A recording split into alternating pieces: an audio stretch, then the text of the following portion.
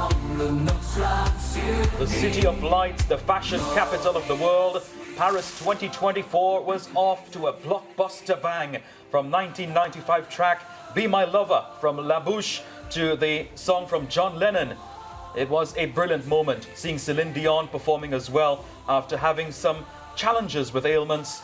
Seeing her coming out in her brilliance and her glory was really a spectacular sight. Also, the introduction of the Olympic torch, the lighting of the Olympic torch as well, with the balloon, the hot air balloon, and all the pyrotechnics to accompany everything. That was Paris 2024. We saw it all took place in the City of Lights, the fashion capital of the world. The Caribbean delegates as well also had their time on the Seine River, and we had our time here in studio looking at every single moment as it happens. Welcome to We Paddy Prime. I'm Sachin Ramsubag, and joining me in studio on set to just have a quick discussion in our first segment about the Paris 2024 opening ceremony, their favorite moments and their not so favorite moments maybe, is two-time Olympian Edghill Gordon, also two-time Olympian Janelle Atkinson, and Olympian coach. And I would like to say, after his statements yesterday, lovable lunatic, Anna Roberts. Folks, thank you very much for being with us today. And that is apt for that opening ceremony. Well, we're going to hear the thoughts of Anna Roberts in a short bit, but the opening ceremony was one that was filled with lots of entertainment first and foremost. I think we were not surprised by the way Paris put together everything in terms of incorporating their fashion, incorporating the various cultures of the world, and just the bringing together of everyone. But Jehu, please tell us your favorite moment of the opening ceremony. As much as the opening ceremony is about showcasing what really encompass Paris or even France to the greater extent, I think seeing the athletes on the ship yesterday was definitely something that was taught outside of the box. Many times we've already marched in the stadia, so to be on the ship, on the Seine River, to me, I think that was one of the moments I was really happy to see. Yeah, absolutely. Seeing the athletes, even in their ponchos, and the shots you're seeing on screen right now with the horse, the knight in shining armor, going down on a remote control basis, completely unmanned. It showcased technology at its best. It showcased innovation as well. Janelle, your favorite moment? Actually, I agree with Jehu. I love the idea of, not only just being outside the stadium, but bringing the athletes closer to everybody else. We talk about inclusion all the time. This is bringing other people access to these athletes that they wouldn't have gone otherwise had they been in the stadium. Yeah, indeed. Great points. The lovable lunatic. I can't wait to hear your take on this. Firstly, I know you have some negative comments as well, but let me hear positive ones first. Well, positive, I mean, Paris is a beautiful city. That's where everybody dreams to go to visit at least once in their lifetime. And we got an opportunity to really see Paris for its historical architecture, the arts, the bridges, the River Seine, how it winds through the city. We saw the culture, the fashion. We got a little piece. When you finish looking at that 4 hours, you felt like you knew Paris, you knew the people, you know what they think, how they feel. So it was fantastic overall, and I love seeing them pay respect to the great Olympic gold medalists from the past who had brought glory to France and to other countries. And they even respect that, which is how France operates. They respected Rafael Nadal, even though he's Spanish, and Spain and France go to war in football and so on. They showed respect because Nadal is the greatest French Open champion, winning 13 titles at Roland Garros, and also seeing Serena Williams. It was magnificent, and once you see the torch lit, you know it's time for competition. That's what I love. It's time to see the best of the best. Go at it. What are your thoughts on the torch, though? We saw something a bit different. The torch really happening, going up the river as well into different parts of Paris. And then we saw the hot air balloon.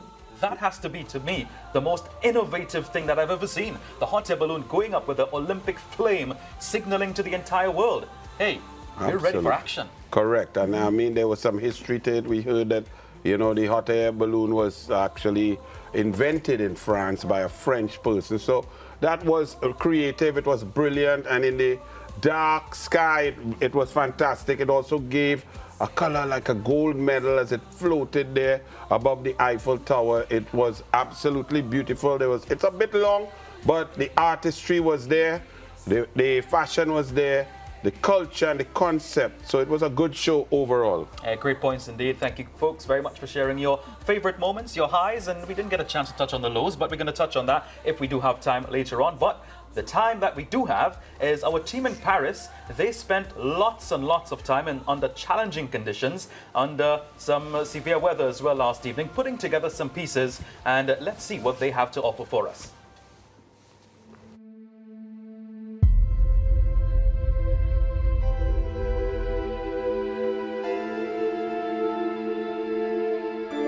Sometimes dreams don't go as one expects them to go. Not every day is sunshine. Sometimes there is rain. And at the end of a long day, we are left to reflect what these Olympic Games mean to the world at large. Last time out in Tokyo, we had to pivot because of a pandemic. And along the River Seine, during this opening ceremony at Paris 2024, we had to adapt because of the rain. And in between the rain and the city of Paris, there is love and lights. And the people of Paris savor the moment of a generation as the world has come to their shores. There is rain, but it's funny to be there, and I'm happy anyway. It's been amazing. It's been a great time, and the arrangements have been really good.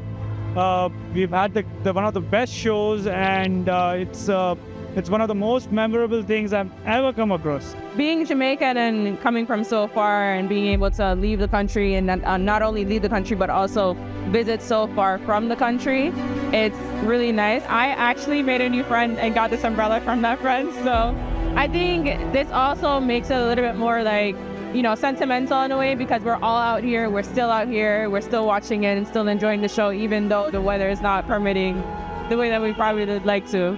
How can you not be romantic about sports, about these Olympic Games? It means so much to so many. It was amazing to see the national team in France, in Paris, in France, everybody. So it's amazing for me to sing this song.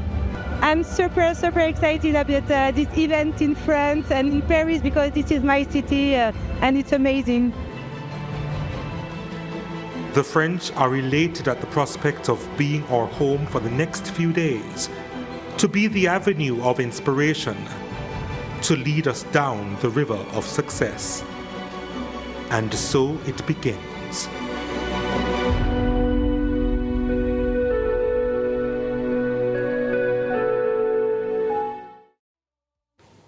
Absolutely brilliant piece indeed from Donald Oliver, and really showcasing everything that was taking place yesterday. Even under ominous conditions where the rain was pouring down, they still managed to get those magnificent moments. And I know everyone here for a fact got goosebumps when the interview was saying that, hey, I made a new friend and I got this umbrella from that friend, Janelle. Yeah, no, and that's one of the things that the Olympic spirit is all about. It's supporting one another, putting aside all differences, and really just focusing on the athletes and focusing on the world in general. So, you know, that's such a beautiful sentiment, because all of us who have been there have had our own personal experience with the Olympics, where we've had someone really stretch out a hand and really help us out. Jehi, what are your thoughts on that piece done by the team in Paris?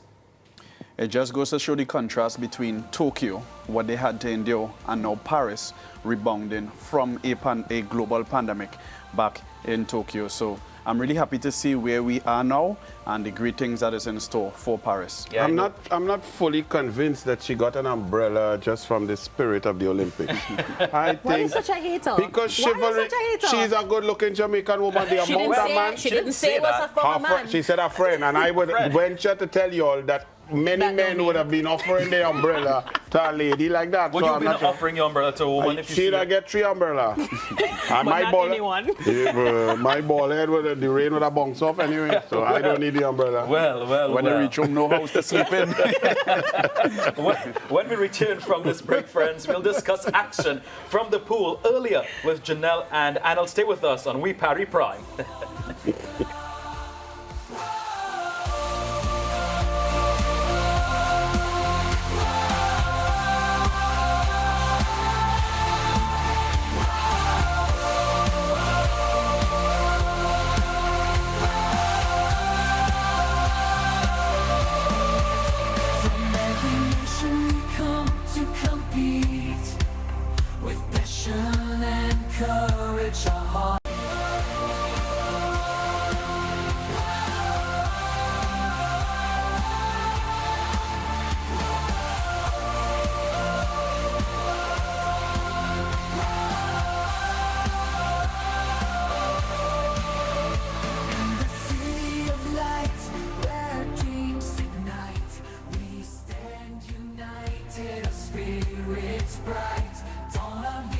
Welcome back. If you just joined us, you are watching We Party Prime. We dive into the pool.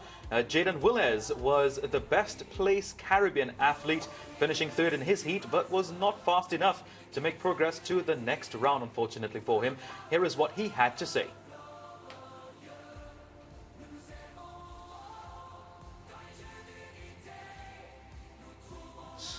Because it started off really strong, but talk to me about the race from your perspective. Well, I've always had some issues with the back end of the 100 breasts because in America we train more yards and like short course training, so it's not as far of a swim. So the end, last 15, last 10 is always difficult for me, but a little bit more training in the correct way, it should be good. For today, I want to say I was told to just turn my brain off and race, which is what I did. I went for it on the first 50, and yeah, it came back to bite me, but everything's kind of a learning experience. So what do you take from this experience, this learning experience, as you say? Oh, well, I've raced hundreds of 100 breaststrokes, like thousands. I've raced it so many times. So I really take away just the atmosphere and being able to compete surrounded by the greats and at such a high level. There's nothing like that feeling when you first walk out and you look around and there's hundreds of people, thousands of people looking and cheering. So I think that's my takeaway more than anything specific to the race. And the fact that you're representing Antigua and Barbuda in the pool, how much does it mean to you and do you think your nation? I hope it means a lot to the nation, but to me personally, it's a dream come true because I remember being a little boy and thinking, I want to go to the Olympics when I'm older, and everybody says, that's a steep dream, baby steps, this and that. So being able to finally be here and put Antigua on the map is a huge goal accomplished for me. And what do you say to them now? Just thank you guys for the support. I have lots of people supporting me back home now. I wouldn't be here without you guys, and my plan is for 2028 LA to make Antigua a little bit more known, maybe make it to a semi-final, make it to a final, so people will have to pronounce my last name and have to say I'm from Antigua and Barbuda.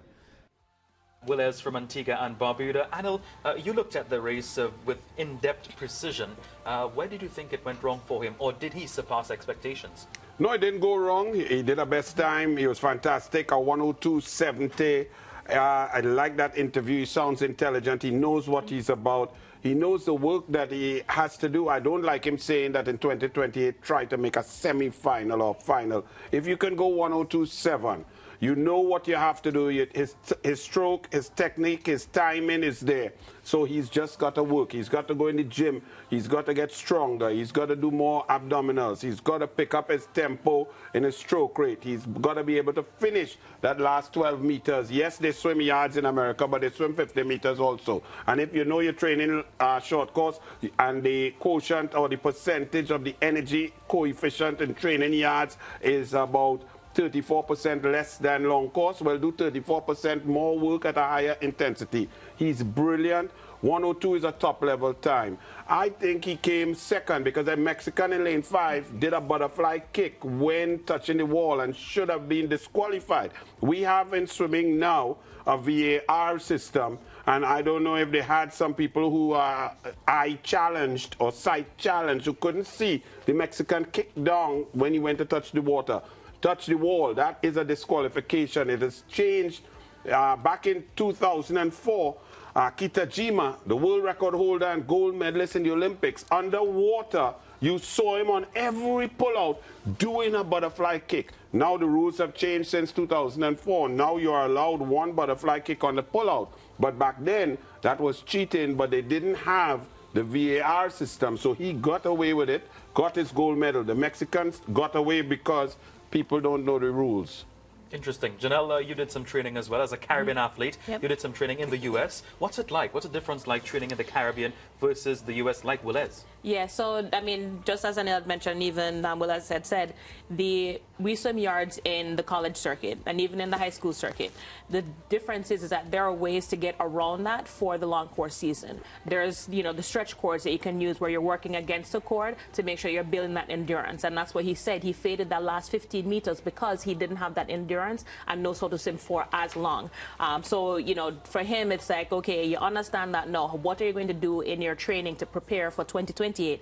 And not for nothing, if you're, don't try to make the semis, just make them. Do what you need to do to make them, because it all starts with the mindset that you have. And if you believe that you can make it, change that whole process, and instead of saying I'm going to try, I'm going to do. You heard it from the people themselves, those who lived it and those who experienced it firsthand as well.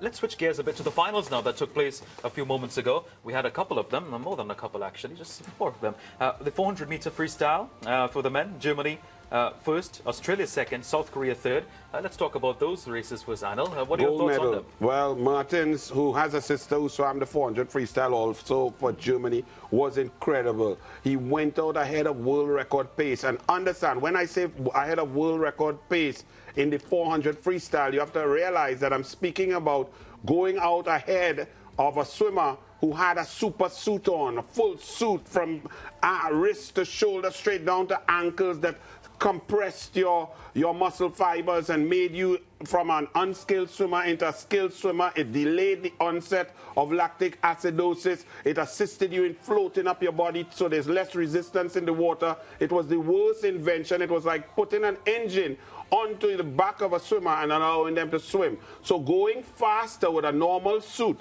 than world record pace, Martins went out. His stroke, his pacing, his turns were perfect. I mean, a brilliant swim down out in the outside smoke in lane 1 from Korea.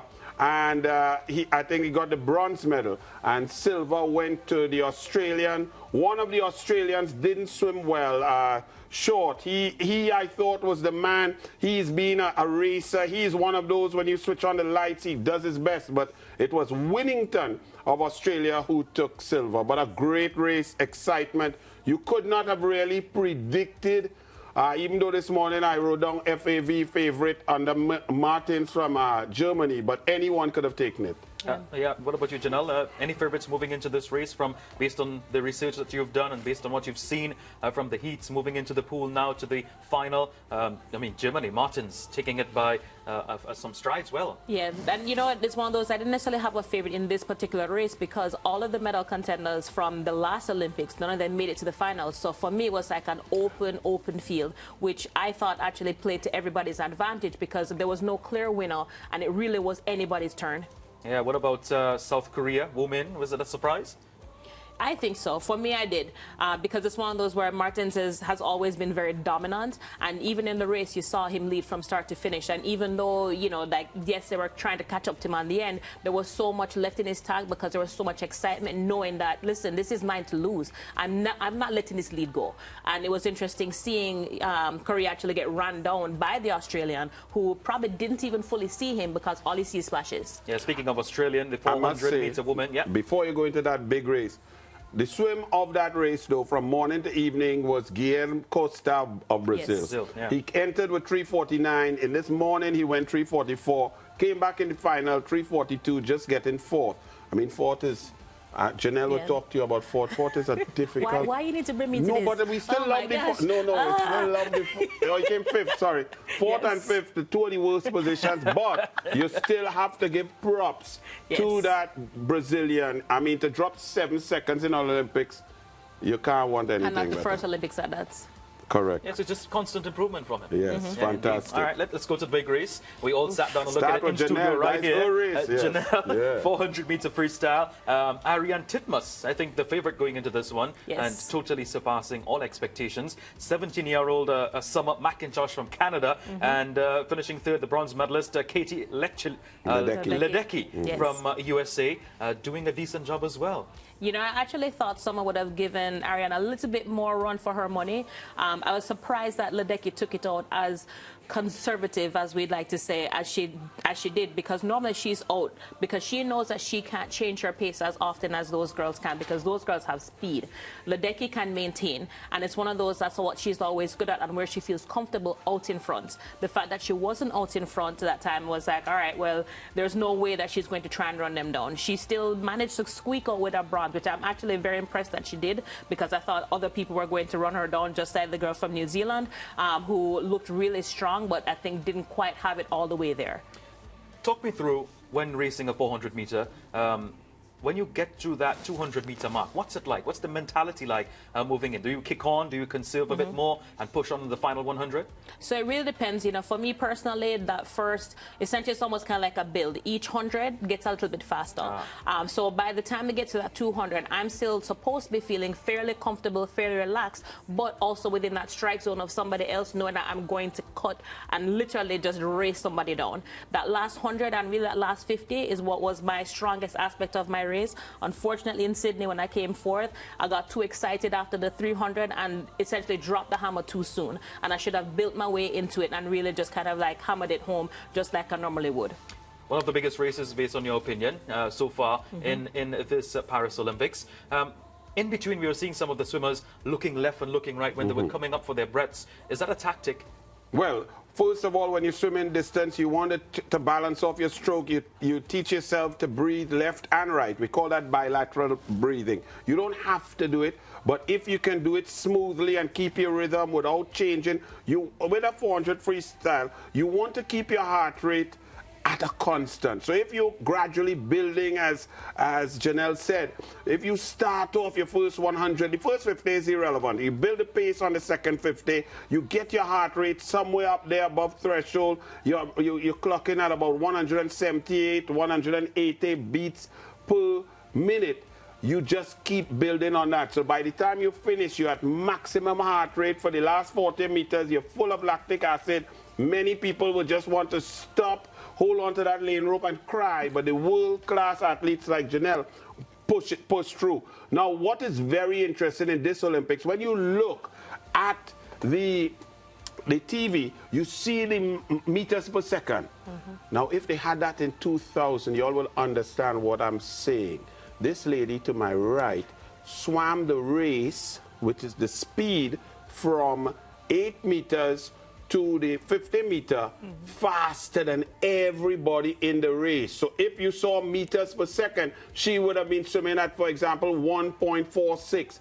The others would have been at 1.41, 1.39. But when they came to the turns and they pushed off because of knee injuries, they pushed off and would have gone up to 2.3 meters per second, where she would have been struggling to come back. So a race is made up of not only the start, the turn index, and the swim. So that 400, we saw Ledecky, the greatest, who's on the way down.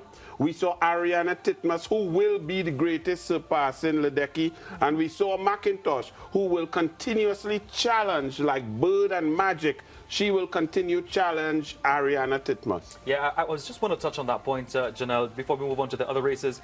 Summer McIntosh, 17 years old, she possibly has at least 3 Olympic Games in her again. More than that. Maybe more, maybe more. We're looking beyond 2030 here, and, you know, only great things can come her way, barring any injuries. And this is one of those things where she's so young, but has so much immense talent. And the fact that, you know, she was as close to Ariana as she was, and she's swimming multiple events at these games. So it's one of those where she's almost kind of like a, I would call her relatively new in the scene compared to Titmus and, of course, Ledecky. For sure. But it's one of those where she has such a long career ahead of her, and for this to be almost kind of the start point for her in her Olympic experience, it's one of those where, I mean, as much as, you know, my friend here, Anil, says that Titmus is going to surpass Ledecky, I think Summer has it. Yeah, we're going to look at Summer with intent eyes. Let's move forward now to the women's 4x100 meter freestyle relay. First Australia, USA second, and China coming third. All right, heading into that race, you have to understand there's a big rivalry. The USA perennially are the champions. Their overall men and women's team, they win the most medals and so on. They bring a huge team. But since 1984, the Australians have been coming and challenging the US. The race back in 1984, the men's 100 freestyle, where Rowdy Gaines did the track start for the first time. There was a Stockwell, a big, tall Australian. He was favored to win the gold.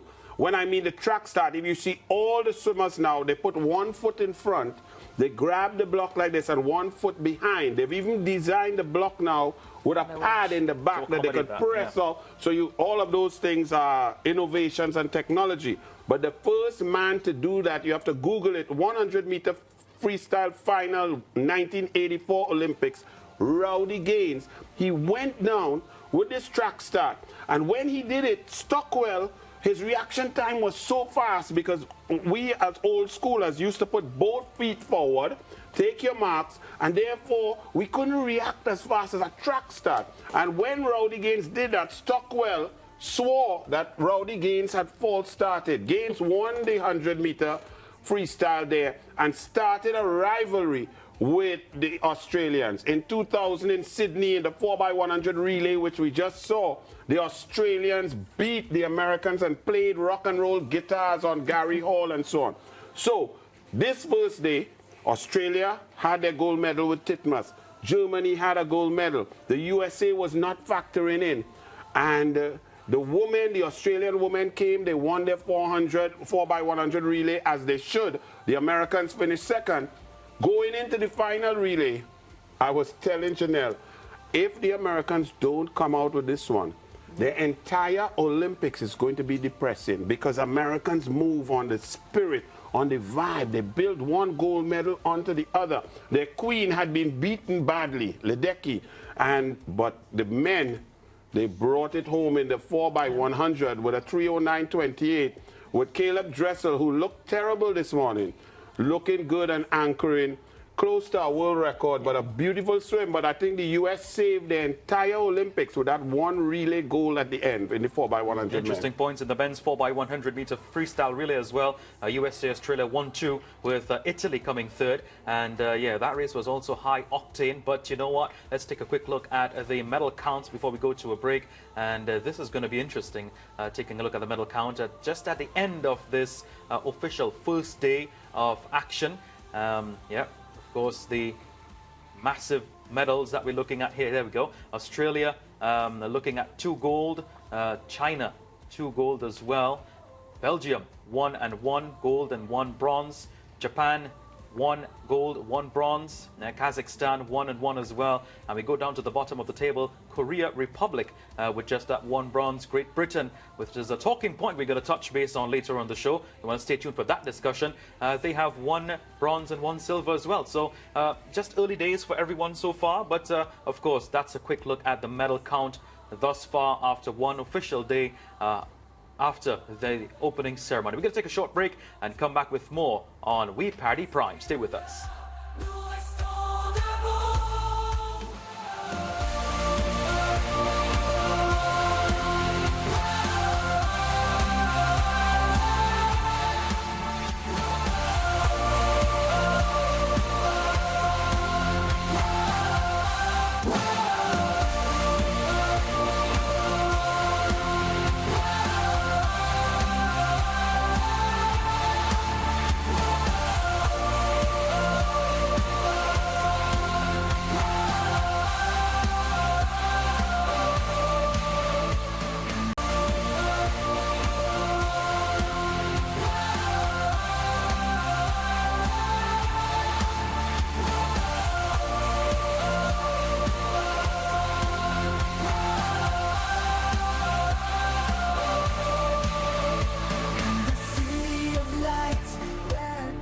Well, Guyana's Chelsea Edghill lost out to Cameroon's Sarah Hanfu in women's singles preliminary round 4-1. She shared her thoughts with our team on location in Paris. Here's more.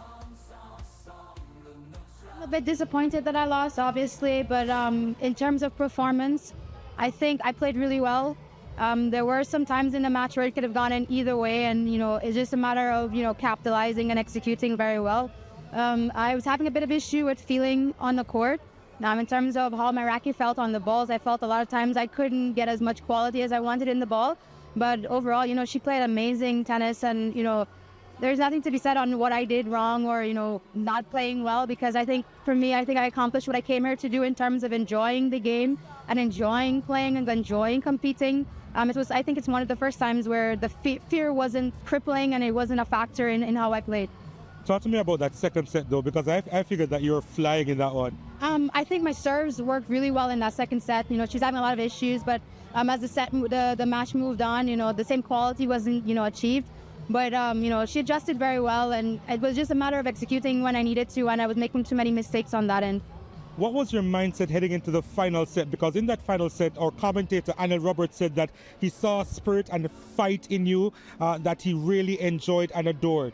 You know, at this point, you know, if everything that you're trying isn't working, you just kind of have to go out there and fight and put everything on the board. And I think that's what happened in the fifth set. You know, being positive and having that positive mindset throughout the game really helped in terms of finding that fight and finding that courage to go out there and just put it all on the court. So I think that's what that last set was about. What do you take away from these games? That I'm capable of more, that I'm capable of competing with the best, because, you know, she is one of the best players in the world. I just need a chance and to be able to compete at many more tournaments, you know. So I think for me, that takeaway is a big one. It's lots of positives, a few negatives, but overall positive. What do you have to tell Guyana tonight? I want to tell you guys thank you so much. It meant the world to me. You know, yesterday with the opening ceremony, you guys, you know, commenting about our fits and how we look. You know, I think it was really special. And today, even with the match, you know, thank you so much for the support. You guys were amazing. You know, I'm sorry that I couldn't bring the win, but, you know, maybe next time. Absolutely brilliant interview there from Chelsea Edghill. Very well-spoken young lady, I must say that first and foremost. But in her statement, she mentioned that, you know, she accomplished what she went to Paris to do, which was to participate in the game and gain the experience. Firstly, I want to welcome Chris Taylor back to the set of the Paris 2024 coverage. Chris, you observed the match. Tell us what were your thoughts on that statement? Well, I'm glad that's how she felt about her performance. At the end of the day, the takeaways for the athlete are the most important. I mean, we can sit here and say, boy, you know, we thought she should have done better here and there, but she's comfortable with her performance. I must say, even though she's just 27, she's quite a young-looking 27 and a vibrant smile, beautiful personality, and that goes a far way. Very positive about, you know, the games and her onset and her game, and I think that spells good for the future in terms of her producing, you know, other opportunities for herself. The fact that she's at her second Olympic Games is in itself an accomplishment. And at 27 years of age, you'd think she could do one, maybe even two more. So, you know, the hope for her is that she will continue on the way she's gone. But yeah, I thought, looking at the game, I thought she was a slow starter in terms of the sets. When the set started, I thought she took a while to get into it. And I thought that's where Han Fu had the advantage over her from Cameroon. More experienced at 37 and been around a longer time, but she was on the front foot right away, and Chelsea found it hard to get back into sets. I also think there was a critical point at 1-1 when Chelsea had kind of got the momentum going her way, where at 8-all, the serve switched to Chelsea. She won the first point, and then the second point, unfortunately, she faulted off of the board. So it created a situation where it was 9-all with a serve on Han Fu's racket, and she took it home. And I thought that was where there was a major switch in momentum, and the 37-year-old ran away with it from there. I thought that was a real confidence booster for the Cameroonian. Yeah, in 10 years, age bracket between both athletes, that sort of acts like almost 50 years in terms of table tennis action. But Anil, you did some commentary on the game. Firstly, tell us about that experience. Well, boy, we were sitting here and we didn't have any commentary, and the producer said, we need somebody to commentate. I said, run it, let's go. Yeah, so I did my first table tennis commentary. Well, congratulations to you, yes, but I mean, Debutant. I love sports, so I understand and learn a lot about it. But what I want everybody to take away from that brilliant, perfect interview. When you are coaching an athlete, when you are an elite athlete, then not only the physiological, the training, the gym work, the cross training, the technique, the tactics, and so on, you have to coach your mentality, your mental preparation, visualization, how to deal with different situations. You also have to coach yourself how to deal with the media. She was upset. She was sad. She had just been defeated. She gave a great effort. She's a winner, and great athletes don't like losing. Yet right after that, she was able to gather herself, answer questions succinctly, intelligently, brilliantly. You could see the humility and you could see the future. That's what sport is about. So that later on in life, whatever you do, you won't crumble. You won't need to go to psychologists and say that you're suffering from mental depression and stress, because you've pushed your mind, body, and soul to limits that others can only shake their head and wonder how you did it. She played a great game. She lost. But as a coach, I would shake her hand and say, that's what you did. You made me proud. You came out there, you had a strategy, you stuck to your plan. Even though when things went down, you fought. With a look in her face, I tell you, and you looked in her eyes and she was trying. She came up against a better player. She made a few unforced errors, and as Chris said, that one point where she served, she gave away a point serving it off of the table. That allowed the more experienced athlete to take it. But Guyana could be proud and clap Chelsea Edghill. What an athlete, very proud and impressed with her. Yeah, Chris, as a tennis coach, I'm sure they share much similarities in the way training for table tennis happens as well. Just some quick pointers maybe when she's looking at this show later on tonight or maybe tomorrow, what difference she could have done to probably give her a little bit more of an edge versus the Cameroon. Well, she spoke about it. She said unforced errors was a big thing. Myself and Anna spoke on commentary about that. There's too many unforced errors. I think service return was also a big deal for her. She didn't get enough of handful serves back in play.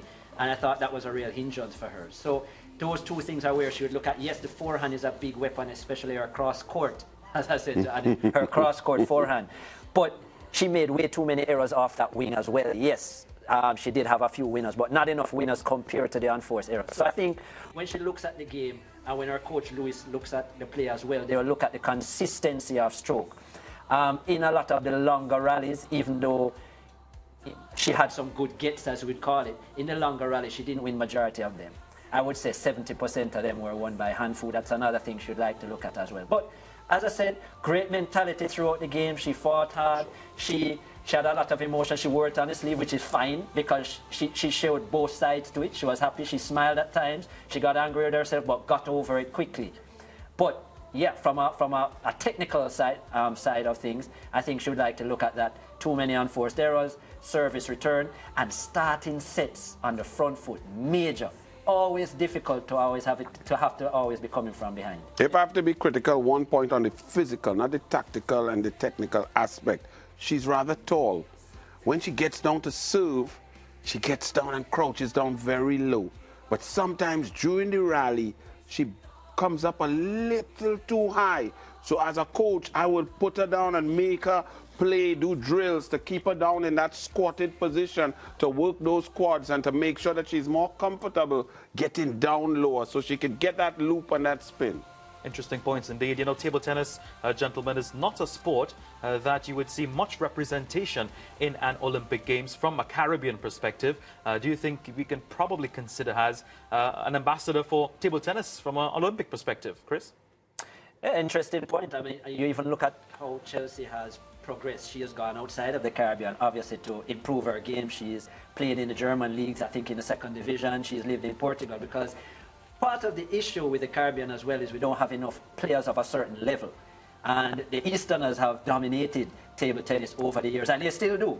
So, well, she's not quite in the East, but I mean, she's in Europe. But the fact of the matter is she needs to be playing better players day in, day out for her to improve, or else she's always going to be in a situation where she plateaus. So that's just like West Indies cricket. I was just going to make that point. Just like West Indies cricket. Playing more competitive teams. Trinidad and Tobago, I take the blame.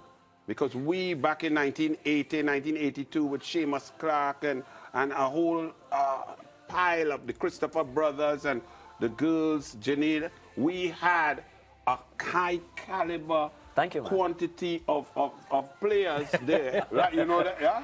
No, you said the Christopher brothers. Right. Well, we're not first name Christopher, right? But, no, but we really had a plethora of brilliant players, and therefore from the pool in Trinidad and Tobago, playing Jamaica and playing Guyana, playing Barbados, the level, the ships rose. Then we got Dexter St. Louis and so on and moved on.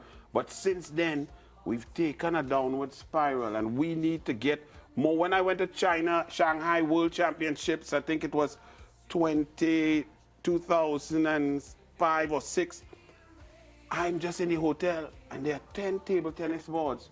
And you go there to just look, and the little kids, they could hardly even, they put a block, a platform for them to stand up at 4 years old and 5 years old, and they knock in and they put backhand, forehand, and they are like 14 to 20 kids playing per minute for an hour, and then they bring in another 14. So they have a wide selection, and we need to do that. Yeah, but we were talking about getting financial support from a very small piece of cake, and that has to be divided among many slices. We're talking athletics, we're talking track and field, we're talking cricket, football, basketball, volleyball, and now bringing table tennis into the frame. How is that possible? Well, it's not only money you need. What you need, table tennis, you need just boards, you need coaches. We as coaches must understand. We talk a good game. Everybody who coaches, they feel we is the best. You ask them what you do, who you beat, who you produce. You win how many Olympic medals.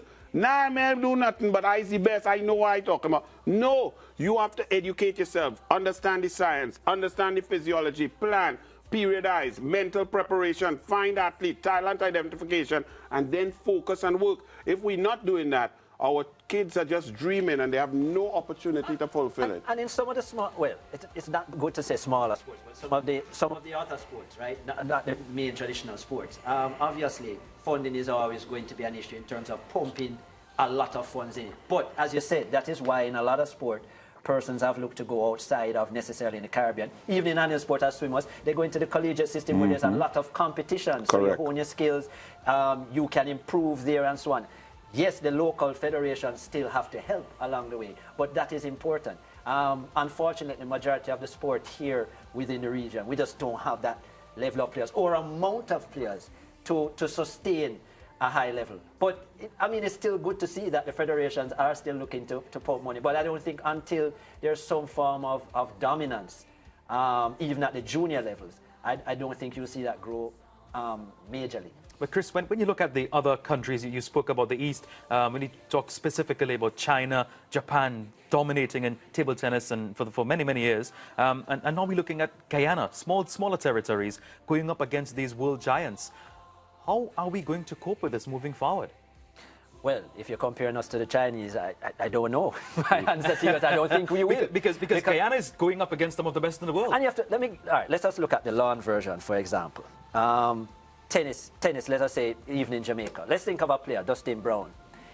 He was in Jamaica, a pretty good junior player, nowhere near the level he reached in the end. Made the decision to leave because he had dual citizenship with Germany. In Germany, I mean, in every square kilometer, you can find 10 courts. You could see Boris Becker on a court there. You might look, in our day, you might have seen Steffi Graf. So what I'm saying is the amount of players that are there at a serious level, he could go there and play against players who are better than him day in, day out. Tournaments of a high quality because, again, you can train all you want, but you need match play. Match play to really test your skills under pressure because it doesn't make sense you're always training when there's no pressure, a coach throwing a ball or two. So, again, in a place like Germany or in China, you have tournaments that are going on day in, day out, week in, week out, of a high caliber with high caliber players. And it's an easy travel. In Jamaica or Trinidad and Tobago, where it's a small environment, travel is expensive, it's much more difficult to accomplish that. Interesting points indeed from Chris and Anil. We're going to continue the discussion with both these gentlemen when we return on the flip side of this break. Stay with us on We Parry Prime. We stand united, our spirits bright. Dans la ville de Paris, where dreams come alive. Nous sommes ensemble, notre âme survit.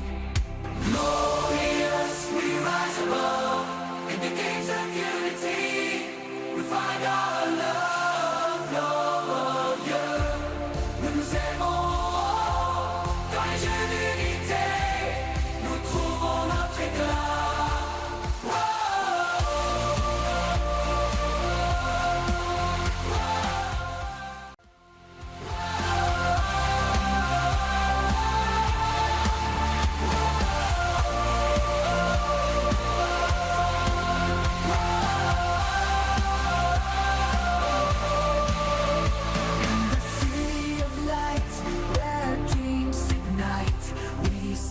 Welcome back to We Party Prime. Bermuda's Dara Alizadeh is set to contest the repechage in the men's rowing Sunday morning.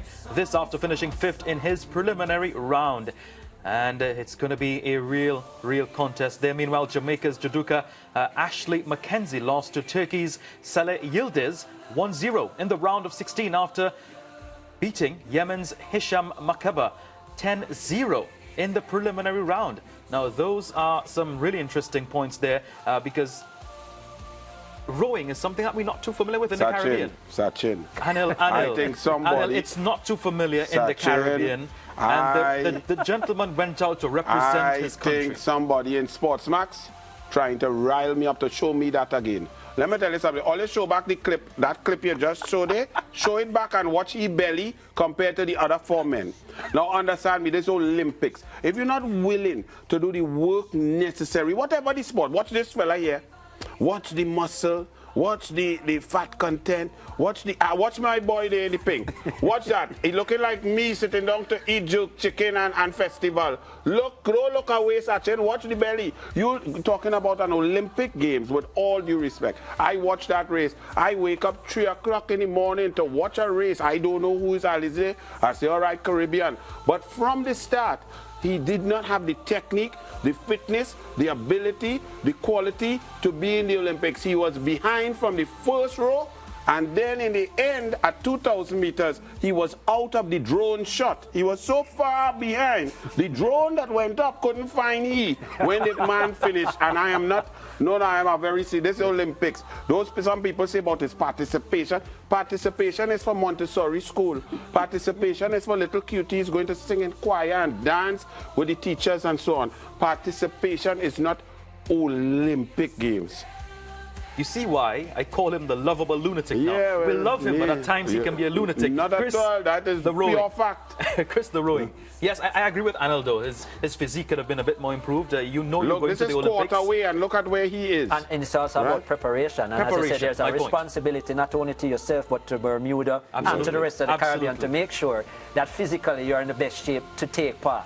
I mean, obviously, if you're suffering from injury, well, that's separate and apart. But in this case, you don't need a coach to get you properly in shape and so on. His performance was disappointing. It's not the first time he's at the Olympic Games. He participated at Tokyo 2020, so he knows what it's about. It's not, as you said, just participation, even though that's an important part of it. But you come there to give the best representation of yourself.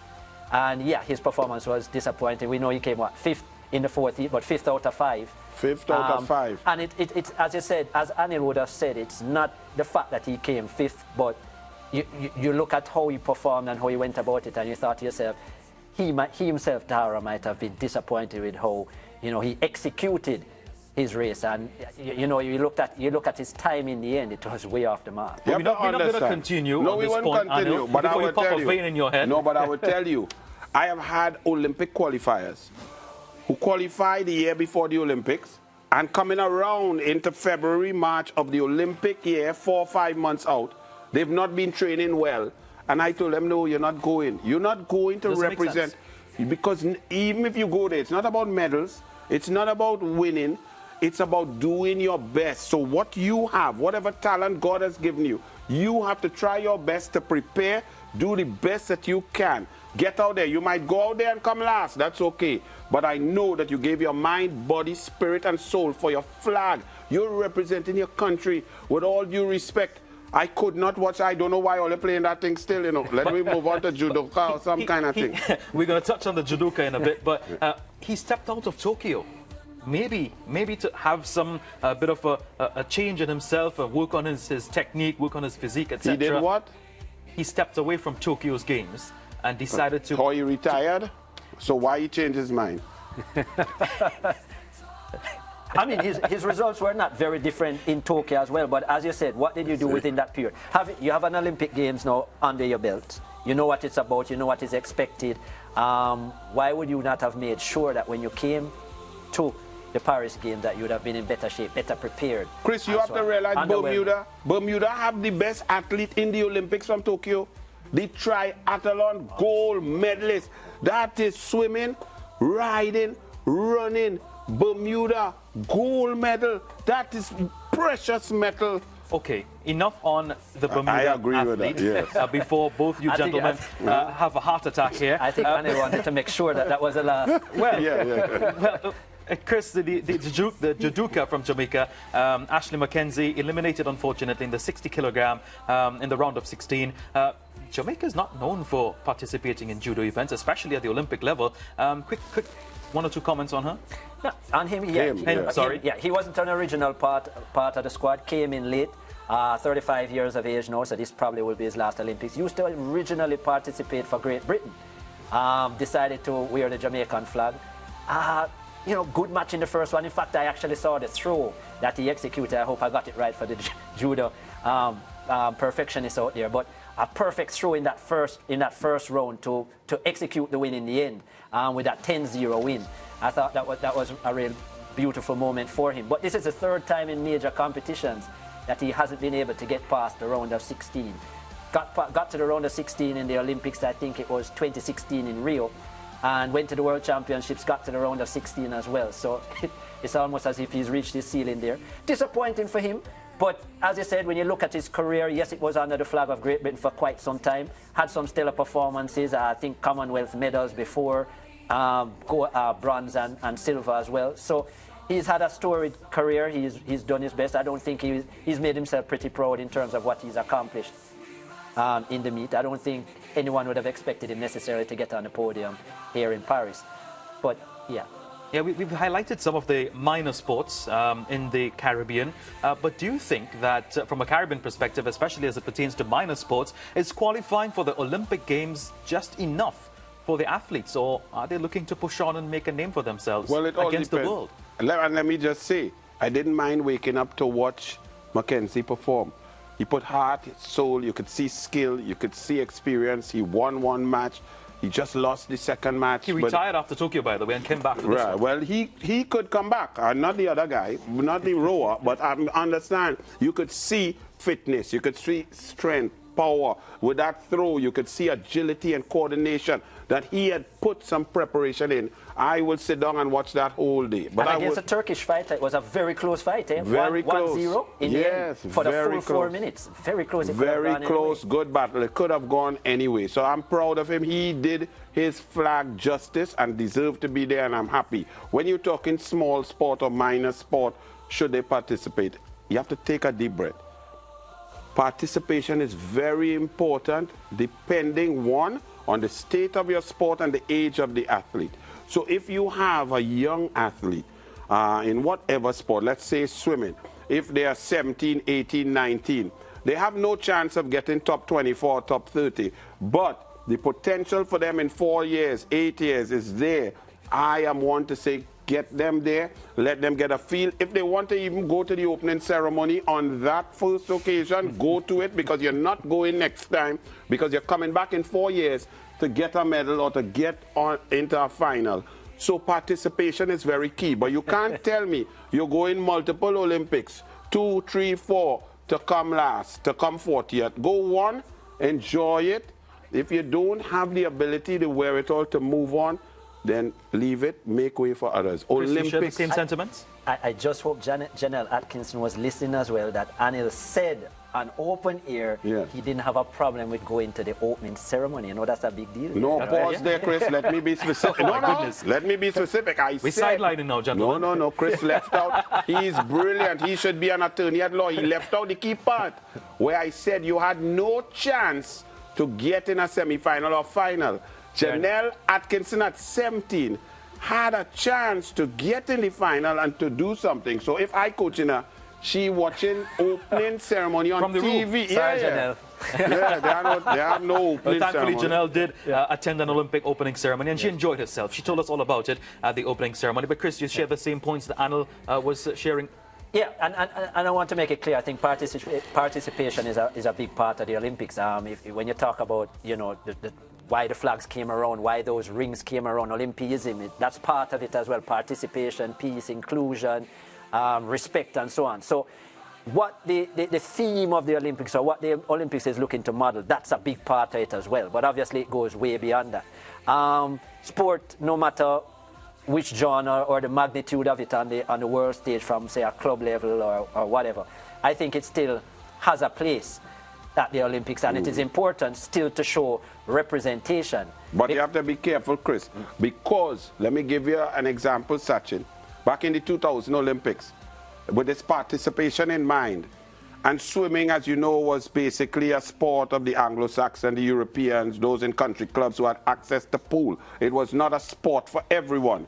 But Anthony Nesty, a young black boy, Trinbagonian and Surinamese from Suriname, got up on the blocks in 1988 and won gold, showing that black people could swim. Remember, there were scientists and doctors back in the 60s and 70s in the U.S. Congress who said black people muscles are too dense and too heavy, we will sink. All unscientific nonsense. But here it is now. You had Anthony Nesty, you had Leah Martindale of Barbados going up in Atlanta and coming 5th, first black woman to make a final. That young lady from the USA who anchored and just got a silver medal, Manuel, she was 5 years old and her parents saw Leah Martindale in Atlanta in a final, and that's how that young black girl went to swim. She eventually won a gold medal in 2016 in Rio. But in 2000, take your minds back, there was a fella from Equatorial Guinea. They nicknamed him after that, Eric the Eel.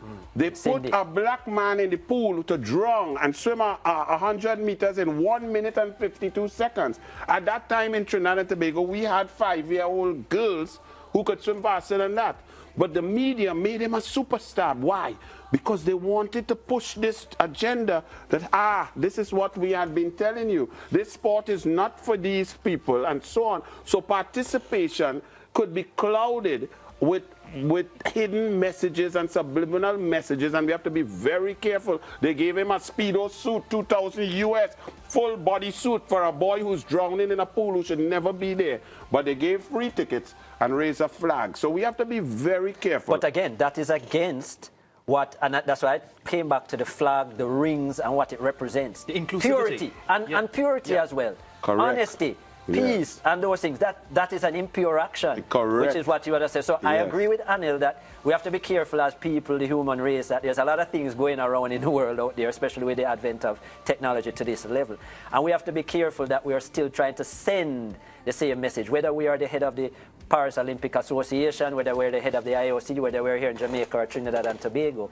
The message has to be a unified message that still represents what came about in 1896 in Athens with the flag and the rings in 1913 and so on. So that, I think, from a humanitarian perspective, very important. But with all that being said, I think that each of these sports, and I know they have included new sports as we've gone along, sometimes they can get a little bit ridiculous. But generally, I think all of this... Breakdancing, I hear you can Chris, that's a great point. That's a great point to end. That's a great point to end our discussion here, Chris. I want to thank you very much for sharing some of your insights with us and your enthusiasm as it pertains to just sport in general. And we're going to take a short break. Before you go, Sachin, I'll just tell you, Eric the Eel got more media time than Janelle Atkinson, who came fourth in the Olympics. Well, for sure, Eric the Eel. Eric the Eel will have his time. He had his time. We're having our time here now on We Paris Prime. Stay with us. It's more when we come back after this break.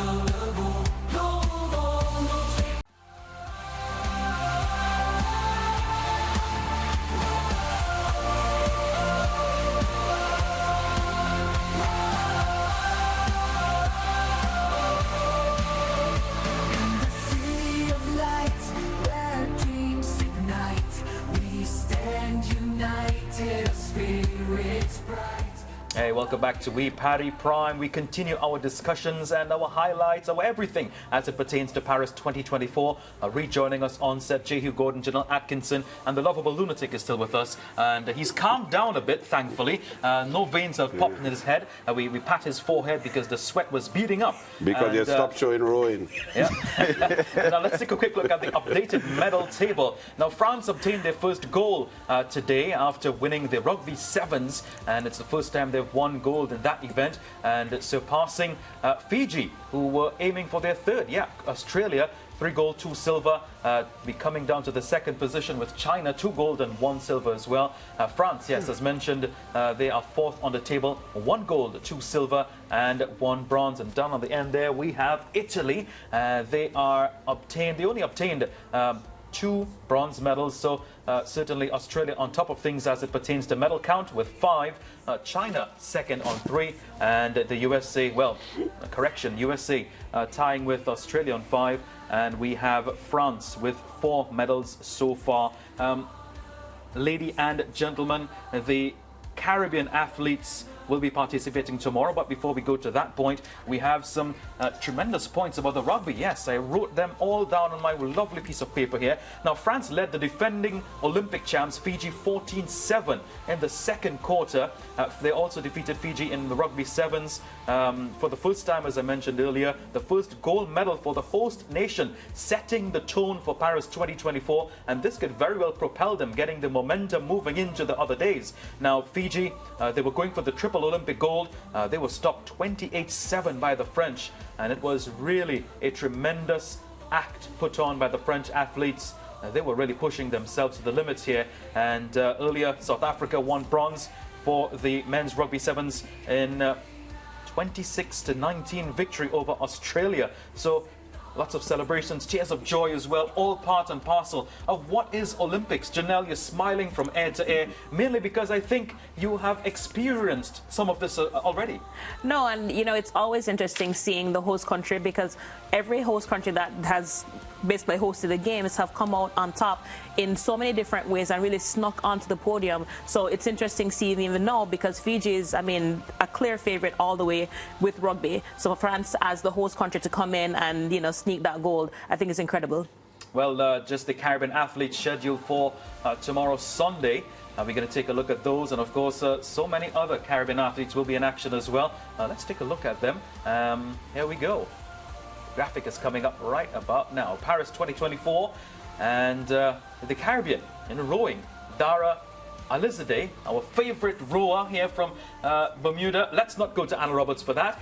Swimming, Eli Shaw from Antigua and Barbuda. Swimming, we have Jack Harvey from Bermuda. Swimming as well, Maximilian Wilson, the US Virgin Islands. Also in swimming, Zachary Krisham from Grenada. And sailing, Ethan Westerer from the island of Aruba. So lots of new sports as well coming into the frame. There's swimming, we spoke heavily on it. It's an upcoming sport in the Caribbean. We have had so many great athletes in swimming, like Janelle, like Dylan Carter, like George Bovell, and so many others as well, setting the tone. What are your thoughts, first off, J. Hugh, on the athletes to come? Some new names popping up in the mix of things as well. I saw sailing there from Grenada. And I know Andrew Lewis, the likes of Andrew Lewis from Trinidad and Tobago, has helped pave the way for sailing in the Caribbean. So I'll be definitely looking forward to see how sailing goes tomorrow for them. And I know Anil and Janelle will definitely be looking forward to the swimmers in the pool. Yeah, Janelle, what are your thoughts on the swimming? We've probably for the first time we've seen so many swimmers participating from a Caribbean perspective. Yeah, and it's really incredible to see how much more participation there is, and not just participate but competing. I will clarify. Yes, yeah, we have to be sure of that. Yes. You know, so it's one of those things where, as, you know, a former Olympian, being able to see so many bodies, because typically it would be, what, 10, 12 of us maybe on a good Olympics that were there, but now we're seeing, you know, 20, 30 odd.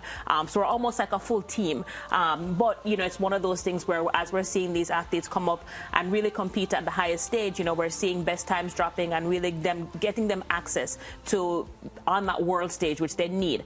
And that's one of those things where, as we keep tapping away and chipping away, we'll start to see more people making it to the semis, more people making it to the finals, and then hopefully getting that elusive medal. Yeah, Anil, what about your quick thoughts on the athletes to come from the Paris 2024 games? Well, the swimming is going well. The young ones coming in from the Caribbean, from Carifta, are going up. I think they need to continue to go into CC-CAN.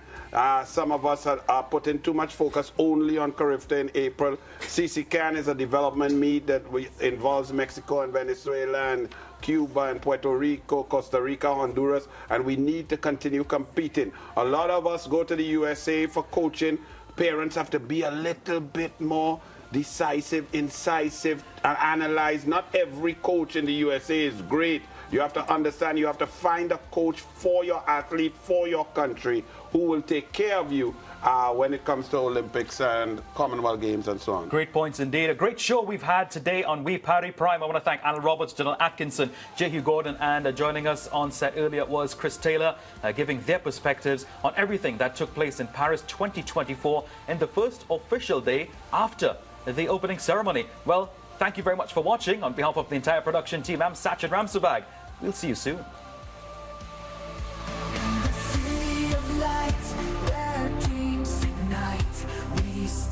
United, our spirits bright. Dans la ville de Paris, where dreams come alive. Nous sommes ensemble, notre âme survit. Glorious, we rise above. In the gates of unity, we find our love, glorieux. Nous nous aimons dans les jeux d'unité. Nous trouvons notre éclat.